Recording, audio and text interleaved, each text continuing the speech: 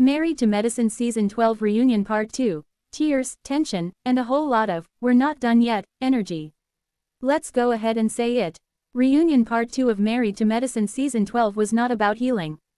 It was about reopening wounds, checking receipts, and reminding everybody exactly why this group can never just move on. And honestly, that's why we watch. Because what we got wasn't just drama, it was history, resentment, ego, and a whole lot of unfinished business sitting on one couch pretending to be civilized. The vibe, heavy, messy, and slightly uncomfortable. From the moment Part 2 started, you could feel it. Not the fun shady energy. Not the playful reads. No, this was that, we've been holding this in for months and now the cameras are rolling, type of tension. You know, the kind where people are smiling but their eyes say, "Don't try me." Apologies sound like business transactions. And every sentence starts with, "What you not gon' do?" This reunion wasn't about laughs. It was about who's right, who's fake, and who's done for good. Contessa versus Brandi, the argument that refuses to die. Let's start with the situation that just will not rest. Contessa and Brandi are still going at it. At this point, it's not even about what happened anymore, it's about who is going to win the argument. And that's the problem, because neither one of them came to resolve anything. They came to defend themselves, re-explain their side, and remind the other person why they're wrong. And every time it looked like the conversation might calm down, boom, another comment, another tone, another, "That's not what happened. It's giving, right finger, we could fix this, but I don't want to." And honestly, both of them are so committed to their versions of the truth that the middle ground doesn't even exist anymore. The Met Gala drama. Why are we still here? Now let's talk about the Met Gala. Because apparently, this event is never going to rest in peace. What started as a celebration somehow turned into financial accusations, social shade, and a whole lot of who did what confusion. And let's be real, at this point, the Met Gala is less of an event and more of a personality trait. Every time it gets brought up, you can feel the energy shift like right finger, here we go again. Toya, of course, is right in the center of it, catching questions, catching comments, catching side eyes. And the gag is, even when she tries to explain it, the group still acts like right finger, we hear you, but we don't believe you. That's the kind of energy that keeps drama alive forever. Jackie versus Simone, when friendship turns into distance. Now this is where the reunion stopped being entertaining and started being sad. Because what we're watching between Jackie and Simone is not petty. It's not surface level, it's years of friendship slowly unraveling on camera. And you can feel it in the pauses, the way they respond to each other, the lack of warmth. There's no joking here, no light shade, just two people who used to be close, now don't know how to get back there. And the hardest part, neither one of them seems willing to fully step toward the other. It's giving, right finger, I love you, but I'm not about to be the one to fix this.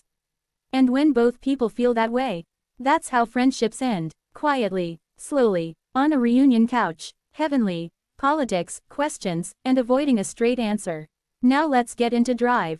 Heavenly, because baby, the questions we're questioning, with her stepping into the political space, the big question was, right finger, can you even stay on this show? And instead of giving a clear answer, Heavenly did what Heavenly does best. She danced around it. Now don't get me wrong, she was still confident, vocal, and very much in control of her presence. But when it came to that one question, suddenly, it was vague responses, strategic wording, and a whole lot of, "We'll see." Which, in reality TV language, means, right finger, I'm not ready to say what's really going on. And you know the group clocked that. The husbands enter, and so does more chaos.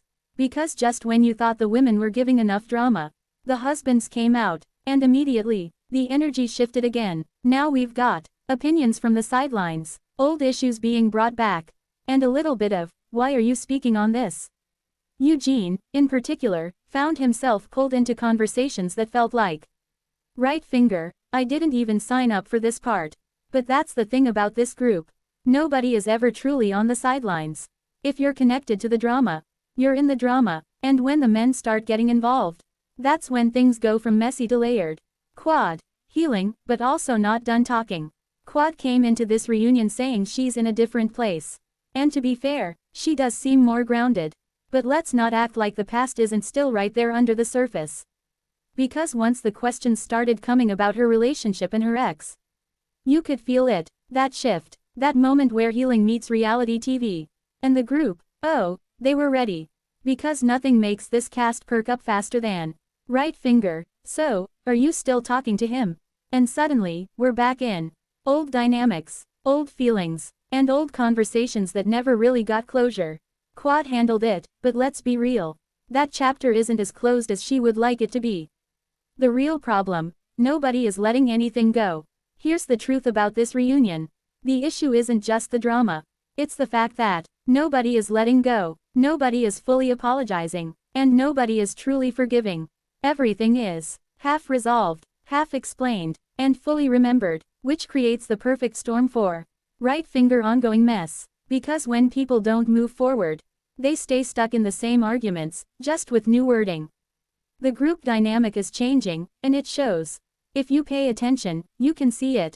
This is not the same group dynamic from earlier seasons. There's more division, distance, and subtle alliances. People are picking sides, even when they pretend they're not. And some relationships, they're not just strained, they're fractured, which makes you wonder, right finger, can this group even function the same way next season? Let's talk about the energy because it matters. Every reunion has a tone. This one, heavy, not in a bad way, but in a real way. Because instead of fun reads, quick shade, and easy makeups, we got long conversations, emotional moments, and unresolved tension. And while that might not be as light, it's definitely more honest. Final thoughts. This was a turning point. Reunion Part 2 didn't wrap things up. It exposed things. It showed us who's still holding on to hurt, who's ready to move on, and who's absolutely not. And if you're paying attention, this feels like a setup for a major shift. Because after everything we saw, there's no way this group comes back the same. The question we need to ask, after all this, right finger, are these friendships worth saving, or are they just being kept alive for the show? Because at some point, reality TV stops being entertainment and starts being real life with cameras. And this reunion, it felt real, messy, complicated, emotional, and nowhere near finished. If you want, I can also turn this into a YouTube script, add a crazy dramatic intro plus outro, or break this into viral blog sections with headlines plus Pinterest titles. Just say the word eyes.